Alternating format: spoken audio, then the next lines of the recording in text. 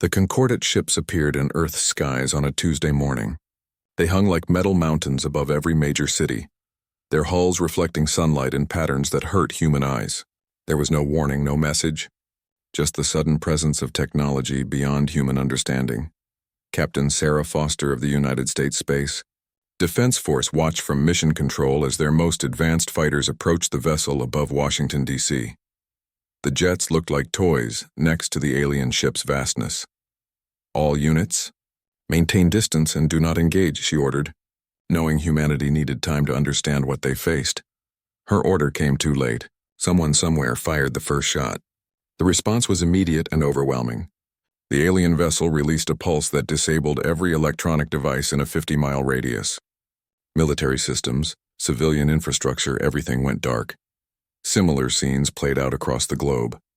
Within 6 hours, Earth's military capabilities had been neutralized without the aliens firing a single destructive shot.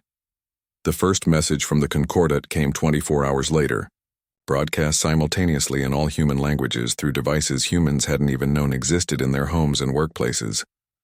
"We are the Concordat, a union of 17 sentient species. Your planet has resources we require. Your species has potential use. Resistance has been calculated as futile. Accept supervision and many will survive." World leaders attempted negotiations, but the aliens weren't interested in discussion. They had conducted thousands of planetary acquisitions before. Their process was efficient, tested, and non-negotiable. 3 days after first contact, the Concordat began their selection process. Dr. Eli Chen watched from behind, the barrier as aliens in sleek, environmental suits moved through the processing center they'd established in what used to be Central Park. The aliens were tall, with forearms and skin that shifted colors like oil on water. They called themselves the Ardani, one of the founding species of the Concordat. "What exactly are they looking for?" Eli asked the military officer beside him. Colonel Marcus James shook his head. "From what we can tell, they're separating us into categories. Workers, thinkers, those with specialized knowledge. And then there's the last group, the undesirables," Eli said quietly. "That's what they're calling the excess population. Anyone too aggressive, too independent, or without skills they value." The aliens worked methodically, scanning humans with handheld devices and directing them to different areas. Children were processed separately, their fear evident as they were separated from parents. One man, heavily muscled with military tattoos visible on his neck, suddenly broke from his line and charged an Ardani processor. He didn't make it 3 steps before dropping to the ground unconscious. "The implants," James explained. "They put them in everyone on the first day. Some kind of neural inhibitor. Try to fight and it shuts you down." They've done this before, Eli realized. Many times. That's the worst part. To them, this is routine. By the end of the first week, nearly 60% of Earth's population had been processed. Those deemed useful were allowed to return to a strictly controlled version of their former lives. They would work, develop technology under supervision, and serve the Concordat's needs. Maya Chen, former Special Forces operator, stood with thousands of others in what the aliens had designated Removal Zone 7 outside the ruins of Singapore. The heavy collar around her neck marked her as part of the excess population. The Concordat had determined she was too dangerous, too unpredictable to remain on Earth. "They're making a mistake," she told the man beside her, a huge Brazilian with scars across his face. "Taking the fighters off planet." Dante Reyes, once an enforcer for the Rio cartels, nodded.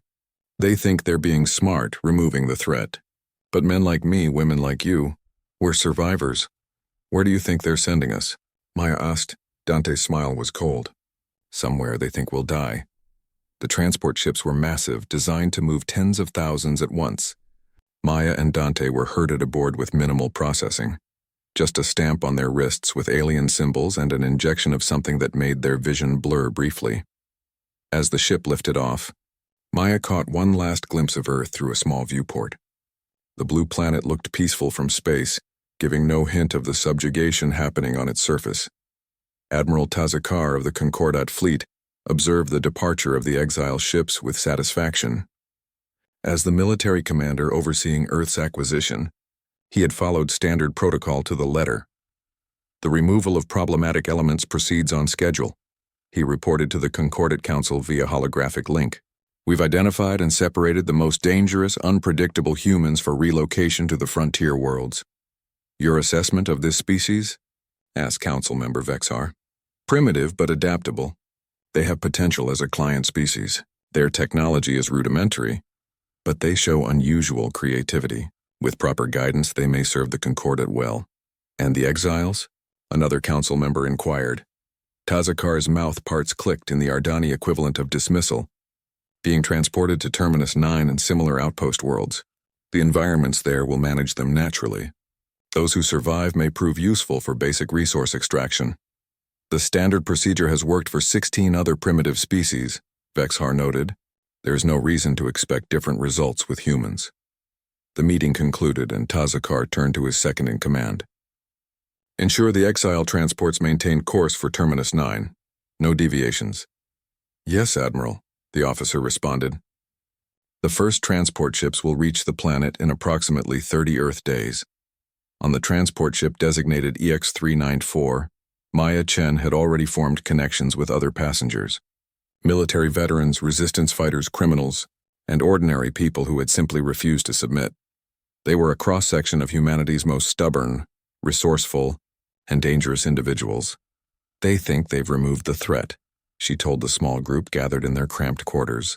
But they've just put all of us together. Dante Reyes laughed. They don't understand humans very well, do they? They understand compliance, said former Navy SEAL Commander Jackson Taylor. They've never met humans who thrived in chaos. As the ship hurtled through space toward Terminus 9, none of the Concordat officials monitoring its journey recognized the fatal flaw in their carefully designed system. They had removed from Earth exactly the wrong people, those who had survived war zones, wilderness prisons, and the darkest corners of human society. The people who, when backed into a corner, became most dangerous, and they had put them all together, with nothing left to lose. On Earth, the remaining humans adjusted to life under Concordat rule. New technologies were introduced. Living standards for those deemed valuable actually improved in some ways. But freedom was gone. Individuality was discouraged. Compliance was mandatory. Admiral Tazakar made a final note in his report on the Earth acquisition. Subject planet secured with minimal resistance. Indigenous population control measures implemented successfully. Anticipate full integration into Concordat resource network within one planetary cycle. He had no way of knowing he had just made the greatest miscalculation in Concordat history. The transport ships continued toward the frontier, carrying the seeds of the Concordat's eventual reckoning. The surface of Terminus 9 was not meant for human life. Toxic yellow clouds swirled in its atmosphere. The gravity pulled 1.3 times stronger than Earth's.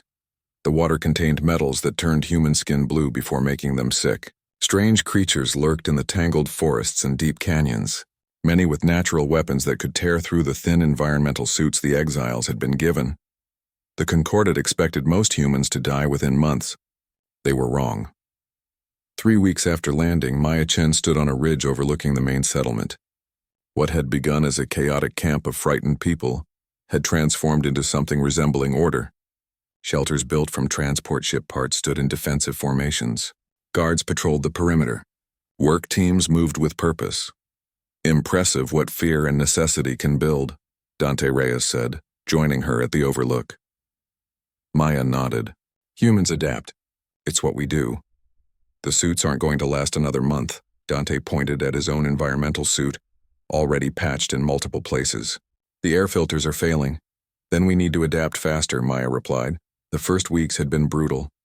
Over 2,000 had died from exposure, predator attacks, or fighting among themselves. But from that chaos, leadership emerged. Those with military experience formed defense units. Engineers and scientists worked to understand the alien technology they'd been left with. Doctors treated the sick with dwindling supplies. Commander Jackson Taylor approached them, his suit torn across one sleeve where something with claws had caught him the day before. Council meeting in 10 minutes, he said. We might have a breakthrough. The council met in the largest shelter, a dome constructed from salvaged metal. 15 people representing different skills and backgrounds had been chosen to make decisions for the nearly 10,000 remaining exiles. Dr. Eliza Wong, once a leading xenobiologist before the Concordat deemed her too questioning for Earth, stood before a makeshift display. We've analyzed the local plant life, she explained.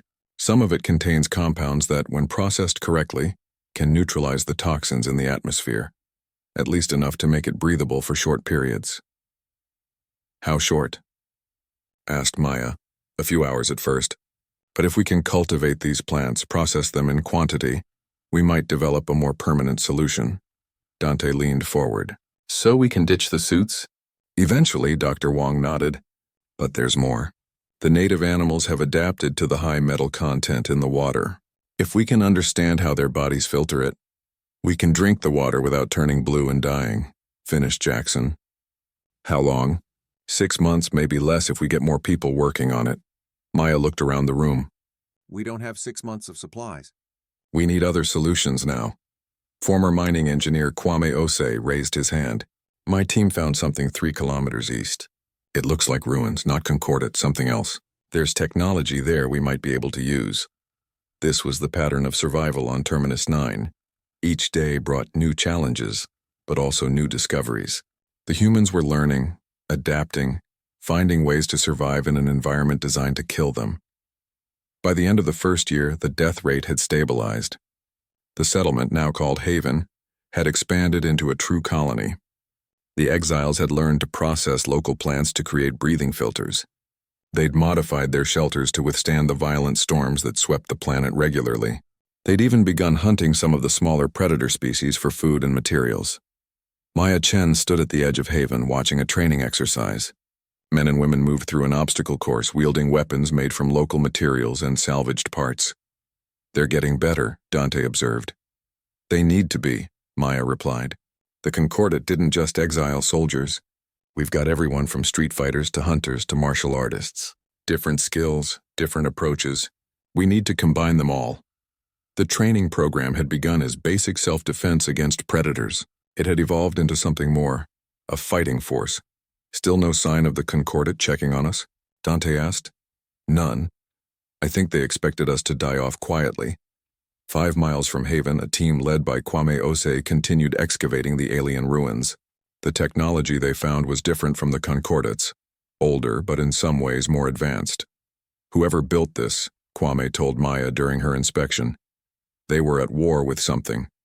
These are weapon systems, defense grids, and some of it still works. Maya ran her hand along a metal panel covered in unfamiliar symbols. Can we use it? Kwame smiled. We already are. Where do you think we got the power cells for the new compound? This technology is compatible with the Concordat systems from our transport ships, almost like they evolved from the same source. This discovery accelerated their progress dramatically. By combining the ancient technology with salvaged Concordat systems, the exiles created stable power sources, better defenses, and even began experimenting with communications. 2 years after landing, Terminus 9 no longer seemed like a death sentence. The main settlement had become a fortified colony. Satellite camps had been established near vital resources. The humans had developed treatments that allowed them to withstand the toxic atmosphere for days at a time. Some children born on the planet showed signs of natural adaptation. The 3rd year brought the first Concordat visitor. The small scout ship appeared without warning, dropping into orbit and sending a single probe to the surface. By then, the exiles had established basic sensor arrays. They detected the ship hours before it arrived. They're finally checking to see if we died, Jackson said during the emergency council meeting. Then let's not disappoint them, Maya replied. Hide everything. Make it look like we're barely surviving. Kwame, power down all the advanced systems. The probe landed 5 kilometers from Haven. It deployed sensors and began collecting data. A small team led by Maya observed from hiding, using the camouflage techniques they'd developed to hunt the planet's apex predators. It's automated, Maya reported back. No actual aliens aboard. Can we capture it? Asked Dante. Maya considered. Yes, but then they'd know something's wrong. Better to let it think we're struggling. A primitive threat isn't worth their attention. The probe departed after 12 hours. The colony remained on high alert for weeks afterward, but no follow-up came. They're not concerned about us, Maya told the council. That's an advantage. By the 4th year, the exiles had mastered survival on Terminus 9. But Maya Chen wanted more. During a private meeting with her closest advisors, she laid out her vision.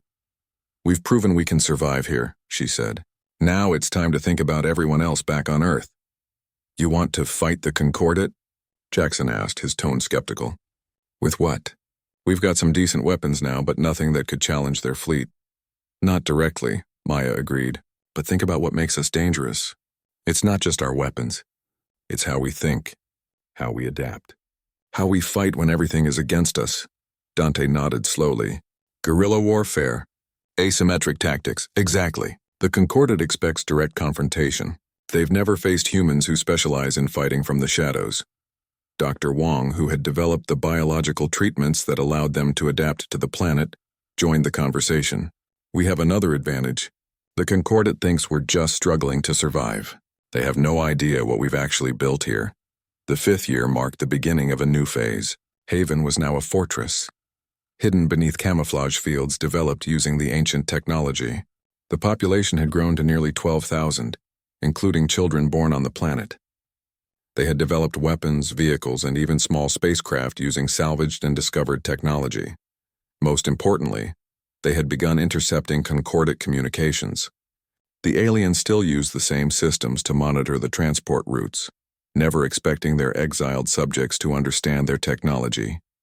Then came the opportunity they had been waiting for. A Concordat supply ship entered the system, following a route that brought it close to Terminus 9. It's lightly armed, reported Shen Wei, former satellite engineer who now ran their communications center. Minimal crew, probably automated for most functions. Maya looked at her counsel. We take it. Not just for the supplies, but for the ship itself. The mission was planned for weeks. Their small, crude spacecraft, built from parts of the original transport ships, were loaded with the best fighters. Maya led the assault team personally. The capture took less than an hour. The Concordat crew, accustomed to routine missions without incident, were overwhelmed by humans who had spent 5 years becoming harder, faster, and more ruthless than anyone could have predicted. Maya stood on the bridge of the captured vessel, now theirs. The ship's systems contained star charts, communication protocols, and most importantly, information about Earth. They never expected us to come back, she told her team. That's their mistake. They took everything from us, sent us here to die, and forgot about us. She looked at the ship's controls now being studied by their engineers. We didn't forget about them. Terminus 9, meant to be a prison and a grave, had become something else entirely. A forge that had transformed ordinary humans into something the Concordat could not imagine. They had not just survived. They had adapted, evolved, and prepared. The exiles, forgotten by their captors, were coming back. And the Concordat had no idea the captured Concordat supply ship, renamed the Vengeance, hung in orbit above Terminus 9. Inside its command center, Maya Chen studied the star charts and navigation data they had extracted from the ship's systems. 3 major trade routes pass within jump distance of this sector, she explained to the council members gathered. Around the holographic display, the Concordat moves resources from dozens of conquered worlds back to their core systems. Dante Reyes traced a finger along one of the glowing lines. Vulnerable points here, and here. Minimal security because they've never needed it. They've never faced an enemy like us, Maya agreed. The Concordat conquers through overwhelming force, then maintains control through technology and fear. They don't understand guerrilla warfare. Over the 5 years since their exile, the humans of Terminus 9 had transformed into something unique in the galaxy. Their harsh environment had killed the weak and forged the survivors into weapons. What began as desperation had evolved into purpose. Commander Jackson Taylor pointed to a blinking dot on the map. This outpost is closest. Small garrison, mostly automated systems. If we're going to test our capabilities, that's where we start. The plan was simple but daring. Using the captured ship and its security codes, a strike team would approach the outpost pretending to be a normal supply run. Once inside, they would capture the facility, gather intelligence, and disappear before reinforcements could arrive. 2 weeks later, the mission was complete. The outpost fell with minimal resistance. The few Concordat personnel were caught completely unprepared for humans who fought with a ferocity and cunning they had never encountered. They have no protocol for this, reported Shen Wei, examining the outpost communication logs. No record of any species ever striking back after being exiled. We're the first. From the outpost, they gained even more valuable intelligence. The Concordat was vast but spread thin. Most of their control relied on technology and the fear of overwhelming response. Actual military forces were concentrated in key locations, with many frontier sectors guarded by automated systems and minimal personnel. Back on Terminus 9, the human colony had evolved dramatically. The original settlement of Haven now served as just one of 7 major compounds spread across the habitable regions of the planet. Each specialized in different aspects of their growing resistance. At the northern compound, Dr. Wong led a team of scientists who had mastered genetic adaptation. Through careful study and experimentation, they had developed treatments that allowed humans to survive Terminus 9's hostile environment without protection for extended periods. The changes are becoming hereditary, she explained to Maya during an inspection. Children born here naturally process the toxins better than their parents. In 3 generations, they might not need treatments at all. We don't have 3 generations, Maya replied. We need advantages now. We have them. Dr. Wong led her to a secure laboratory where several volunteers were undergoing treatments. Enhanced muscle density, improved reaction time, better night vision. We're using the planet's threats to make ourselves stronger. These enhancements came at a cost. The treatments were painful and not everyone survived them.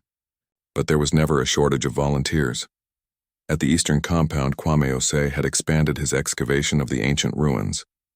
The technology they discovered had been reverse-engineered and combined with concordate systems to create weapons unlike anything on Earth. Whoever built these was fighting the concordate, or something like them. Long before humans existed, Kwame explained as he demonstrated a rifle-like weapon that fired energy pulses. Their technology was designed specifically to overcome concordate defenses. The western compound housed the training facilities where former soldiers, fighters, and hunters passed on their knowledge, creating combat units that combined Earth's most effective fighting styles with new techniques developed for low-gravity environments and alien terrain. Dante Reyes oversaw these training programs. We're not building an army, he told his instructors. Armies fight other armies. We're creating hunters. The first coordinated strikes against concordate targets began 6 months after the capture of the supply ship. Small teams using the newly developed weapons and tactics hit isolated outposts and supply convoys throughout the sector. They never stayed to fight when reinforcements arrived. They struck, took what they needed, and vanished. The concordate response was predictable. They increased patrols along major routes and fortified key installations, but they were fighting a conventional war against an unconventional enemy. Their scans and sensors were calibrated to detect ships and energy signatures, not small teams of humans who had learned to operate between the cracks of their security systems. After a year of these strikes, the concordate finally began to recognize the pattern. Admiral Tazakar, now promoted to sector commander, reviewed the growing list of incidents with his security council. These attacks show coordination and planning, he noted. They are not random raids by pirates or local insurgents. The timing and targets suggest intimate knowledge of our systems, added his chief security officer. The attackers know our patrol schedules, our response protocols. Tazakar's skin darkened with concern. Could it be the exiles from Earth? The ones we sent to Terminus 9? Impossible, the security officer dismissed. No primitive species has ever survived relocation to a Class 4 hostile world for more than 2 years. Even if a few lived, they would be struggling for basic survival, not launching coordinated attacks. Tazakar was less certain. Send a full survey team to Terminus 9. I want to know exactly what happened to those humans. The survey mission never reported back. Its disappearance was logged as another unexplained loss in a sector that was becoming increasingly problematic for concordate operations. What the concordate didn't know was that the survey ship and its crew had been captured intact by humans who had spent years preparing for just such an opportunity. From this larger vessel, they gained access to more advanced systems, including long-range communications and detailed information about concordate fleet movements. Most importantly, they learned about the situation on Earth. Maya Chen stood before the full council of Haven, her face grim as she shared what they had discovered. Earth has been fully integrated into the concordate resource system, she reported. Major population centers are under direct alien control. Humans deemed useful serve as workers and specialists. There's a breeding program to produce humans with specific traits the concordate finds valuable. And resistance? Asked Jackson. Minimal.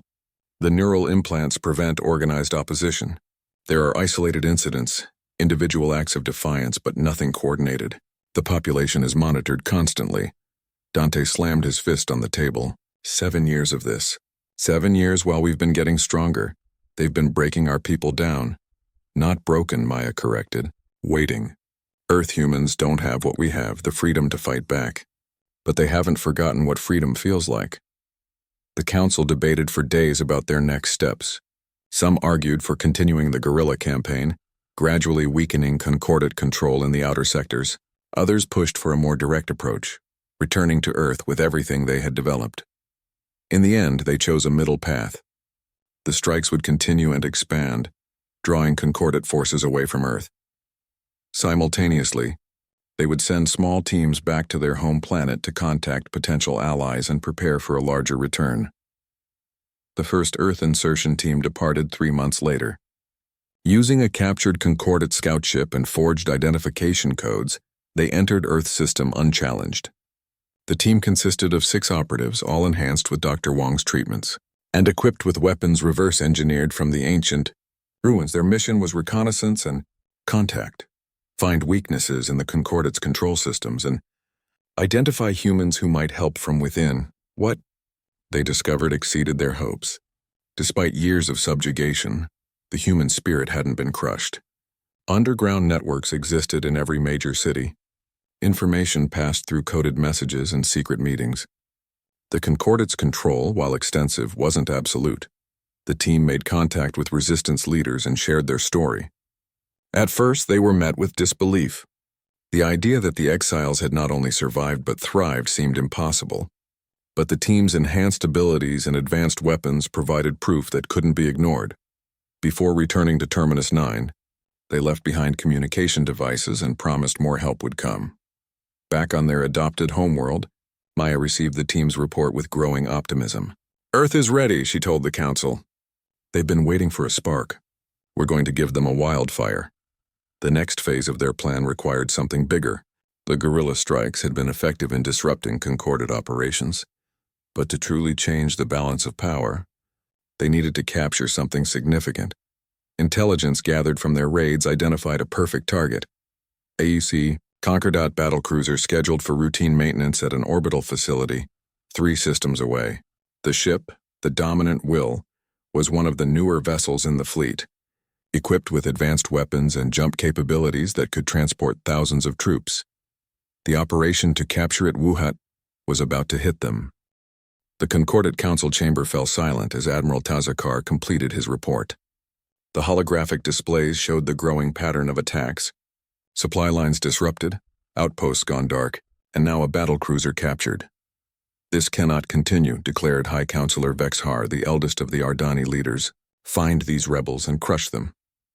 "We have tried, Excellency," Tazakar responded, his skin shifting to the gray-blue of frustration. "They do not fight like any enemy we have faced before. They avoid direct confrontation. They strike where we are weakest, then disappear." "You speak of them as if they were a significant military force," another counselor said dismissively. "They are pirates, terrorists at most." Tazakar hesitated.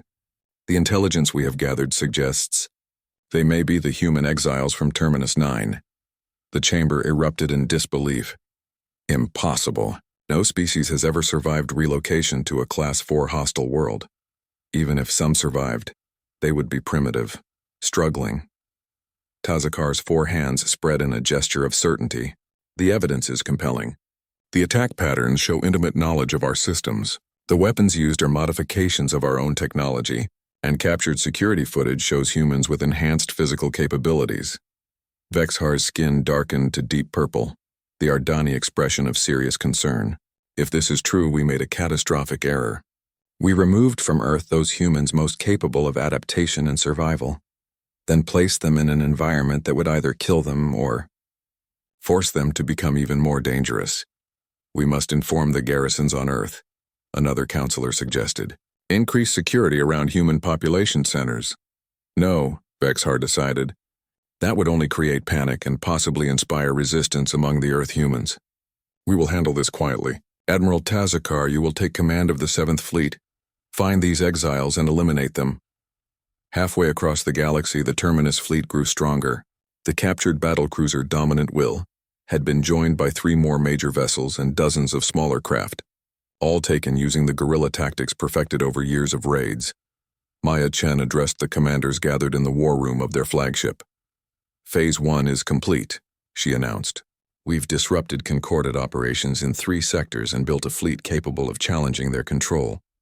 Now we begin Phase 2, direct strikes against key Concordat installations. The holographic display showed their primary targets: communication hubs, supply depots, and military outposts crucial to maintaining Concordat control over the region surrounding Earth. These aren't raids anymore, Dante Reyes noted. This is open warfare. The Concordat still doesn't understand what they're facing, Maya replied. They think we're a conventional force they can defeat with superior numbers. That gives us the advantage of surprise. The first major strike targeted the Concordat's primary communications relay for the sector. Unlike previous operations, this wasn't a hit-and-run mission. 3 Terminus ships decloaked simultaneously around the facility and launched fighters piloted by humans enhanced with Dr. Wong's treatments. The Concordat defenders responded according to standard protocols, deploying their forces in formation to meet the attack head-on. This was exactly what the humans wanted. While the main Concordat force engaged the fighters, a stealth team infiltrated the relay station. They planted explosives at key structural points and uploaded a virus into the facility's central computer. When they withdrew, the Terminus fighters broke off engagement suddenly, seeming to retreat in disarray. The Concordat commander pursued, believing he had won a victory. That's when the explosives detonated and the virus activated. The relay station didn't just stop functioning. It sent out a cascade of corrupted data that temporarily disabled Concordat systems across the entire sector. Similar strikes followed against other targets, each using tactics the Concordat had never encountered. The humans didn't fight according to any recognizable military doctrine. They combined deception, technology, and a willingness to accept casualties that shocked their alien opponents. Admiral Tazakar struggled to develop an effective response. After another devastating defeat where a supply depot was destroyed by what appeared to be humans, fighting alongside some of the predator species from Terminus 9, he called an emergency strategy session. We cannot defeat them conventionally, he told his officers. They do not fight conventionally. They use the environment against us. They accept losses that no Concordat commander would tolerate. They adapt faster than we can develop countermeasures. Perhaps we should negotiate, suggested his second-in-command. Tazakar's skin flushed red with anger. The Concordat does not negotiate with primitives, especially not those we exiled. But privately, the Admiral was beginning to question the wisdom of the Concordat's approach. In 15,000 years of expansion, they had never faced an enemy like the humans from Terminus 9. On Earth, the situation remained outwardly calm. Most humans went about their assigned tasks under Concordat supervision, unaware of the growing conflict beyond their planet. The neural implants prevented open resistance and information was tightly controlled. But beneath the surface, things were changing. The insertion teams from Terminus 9 had established contact with underground resistance networks. Small specialized devices brought from the exile world allowed certain humans to overcome the effects of the neural implants. Messages spread through coded communications, preparing for the day when their off-world allies would return. Sarah Foster, once a captain in Earth's Space Defense Force and now a supervisor at a Concordat processing facility, led one of the largest resistance cells. When the first Terminus operative made contact, she had been skeptical. "You expect me to believe exiles not only survived but built a fleet?" she had asked. The operative, a woman named Lin who had once been a petty criminal in Singapore before exile, smiled. "I don't expect you to believe. I expect you to see." She handed Sarah a small device that projected a holographic display, showing Terminus ships engaging Concordat vessels. The fighting style was unlike anything Sarah had seen. Unpredictable, adaptable, brutally effective. "Those are humans piloting those ships," Lin explained. Humans who spent 8 years becoming something the Concordat never imagined possible. Over the next months, Sarah's network expanded. The device Lin provided allowed her to communicate with other resistance cells and coordinate with the Terminus fleet. They began gathering intelligence, identifying key Concordat facilities on Earth, and sabotaging equipment when possible. The Concordat, focused on the external threat, failed to notice the growing resistance within. Their confidence in the neural implant's effectiveness blinded them to the subtle signs of preparation. As the Shadow War expanded, the Terminus fleet began its most ambitious operation yet. Intelligence gathered from captured ships indicated that the Concordat maintained a major military installation in a neighboring system, a fortress world called Hegemony that served as the command center for their operations in the Earth sector. If we can capture or destroy Hegemony, Maya told the War Council, we create a gap in their defense network. A path to Earth. The operation would require every ship and fighter in the Terminus fleet. It would be their first full-scale battle against the Concordat's military might. There would be no hiding, no quick strike and retreat. This would be the moment when the exiles revealed their true strength. The battle for Hegemony began with a tactic no Concordat commander could have anticipated. The Terminus fleet didn't approach in formation or attempt to breach the planet's formidable defenses directly. Instead, they used the captured Concordat battlecruiser Dominant Will as a Trojan horse, sending it ahead with false identification codes. When the battlecruiser was within the planet's defense grid, it suddenly launched dozens of drop pods containing elite strike teams. Each team consisted of humans who had undergone Dr. Wong's most extensive enhancements. Stronger, faster, able to withstand environments that would kill normal humans. These teams targeted the planet's defense grid control centers, using tactics developed in the harsh environment of Terminus 9. They moved through ventilation systems, maintenance tunnels, and even toxic areas where Concordat security never expected an attack. As the defense grid faltered, the rest of the Terminus fleet arrived. The battle that followed shocked even veteran Concordat commanders. Human pilots executed maneuvers that seemed to defy the laws of physics, pushing their ships and their bodies beyond normal limits. Ground forces fought with a ferocity that bordered on suicidal, except they kept winning.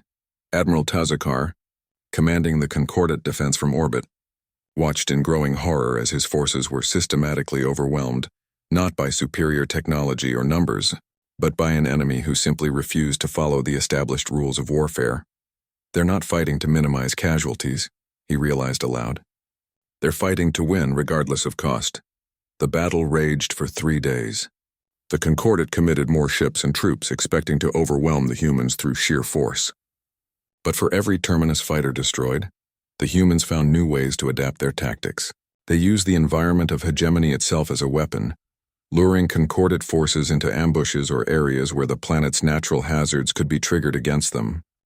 By the 4th day, Admiral Tazakar faced a decision no Concordat commander had made in centuries. Earth's night sky blazed with the light of battle. Concordat defense platforms exploded in orbiting rings of fire. Ships from both sides maneuvered in deadly dances, energy weapons carving bright lines through the darkness. Occasional flashes marked the deaths of vessels and their crews. From the ground, humans watched with a mixture of fear and hope. For 8 years, they had lived under Concordat rule, their lives controlled, their freedoms taken. Now the sky itself seemed to be at war. Sarah Foster stood on the roof of what had once been the United Nations building in New York, now a Concordat administrative center. Around her, members of the resistance used the equipment provided by the Terminus operatives to coordinate with the attacking fleet. The main Concordat forces are concentrated over Asia and Europe, she reported through the secure channel. Minimal defenses over the Americas. Understood, came Maya Chen's voice from the flagship. We're deploying dropships to your location. Prepare for arrival. Across the planet, similar scenes played out. The resistance, dormant for years, erupted into action, using the devices that neutralized their neural implants. Humans sabotaged Concordat facilities, disrupted alien communications, and prepared landing zones for the Terminus forces. In orbit, Admiral Tazakar struggled to mount an effective defense. The Concordat fleet, accustomed to overwhelming force and rigid tactical doctrines, found itself facing an enemy that seemed to anticipate every move. They're targeting our command ship specifically, reported his tactical officer as another cruiser exploded. How do they know our fleet protocols? They've studied us for 8 years, Tazakar replied grimly. While we dismissed them as savages, they were learning everything about us. The Terminus fleet's tactics reflected their years of adaptation on their hostile homeworld. Their ships moved in unpredictable patterns, concentrating fire on critical systems rather than trying to destroy entire vessels. When Concordat forces adapted, the humans immediately changed their approach. Maya Chen stood on the bridge of the Dominant Will, now modified with technology from the ancient ruins of Terminus 9. The view screens showed Earth, beautiful in blue, with the lights of battle surrounding it. "Status report," she demanded. "Concordat defenses at 60% and falling," reported Shen Wei from the tactical station. "Our losses at acceptable levels. Dropships have begun landing at designated points." Dante Reyes, commanding the ground forces, appeared on a communication screen. "First landing successful. Resistance forces are securing the areas. We're encountering heavy Concordat resistance in some sectors, but nothing we didn't expect." Maya nodded. "Proceed with Phase 2. Target their command and control centers. Cut off their ability to coordinate." The dropships delivered not just soldiers but equipment that had been developed on Terminus 9. Weapons designed specifically to overcome Concordat defenses. Medical technology that could neutralize the neural implants permanently. Communication devices that could bypass alien monitoring systems. Most importantly, they brought hope. Living proof that humans had not only survived exile but had returned stronger than ever. Sarah Foster met the first dropship to land in New York. The ramp lowered, and she found herself facing soldiers unlike any she had seen before. They moved with unnatural speed and grace. Their eyes reflected light like a predator's. Their environmental suits resembled Concordat design but with modifications that spoke of human ingenuity. The leader removed his helmet, revealing a face marked with scars and eyes that seemed to see through her. "Commander Jackson Taylor, Terminus Fleet," he introduced himself. "You must be Foster," Sarah nodded. "Welcome back to Earth, Commander. Though I understand you've been keeping busy elsewhere." Jackson's smile was cold. "The Concordat gave us time and motivation. Not a good combination if you wanted us to stay down. The Terminus forces deployed across the planet, linking up with resistance cells and engaging Concordat ground troops. The aliens, accustomed to facing compliant humans controlled by neural implants, were unprepared for the ferocity of the attack. Even more shocking were the enhanced humans from Terminus 9. Dr. Wong's treatments had created fighters with abilities that seemed almost supernatural. They could move faster than the eye could track, withstand injuries that would kill normal humans, and operate in environments that should have been lethal. In one engagement in what had once been Moscow, a Concordat commander watched in horror as a single human fighter eliminated his entire security team. The human moved like liquid between his soldiers, using their own weapons against them, seemingly immune to the toxic gas the aliens deployed as a last resort. Similar reports came from across the planet. The Concordat forces, trained to maintain control through technology and intimidation, found themselves facing an enemy who had mastered their own systems and was immune to their usual tactics. Admiral Taza Kar, his fleet in disarray, received the emergency communication from the Concordat High Council. "You must hold Earth at all costs," ordered High Counselor Vexar. "We are dispatching the home fleet to your position. They will arrive in 48 hours. You must maintain control until then." "Excellency," Tazakar replied, his skin pale with stress. "I do not believe that is possible. These are not the humans we conquered 8 years ago.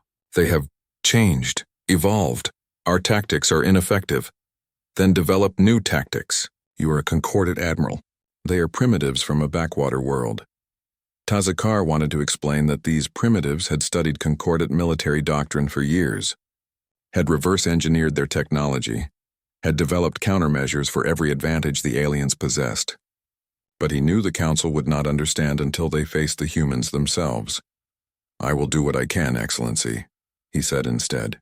"But I recommend preparation for a negotiated settlement." The very suggestion of negotiating with a conquered species was so shocking that the Council terminated the communication.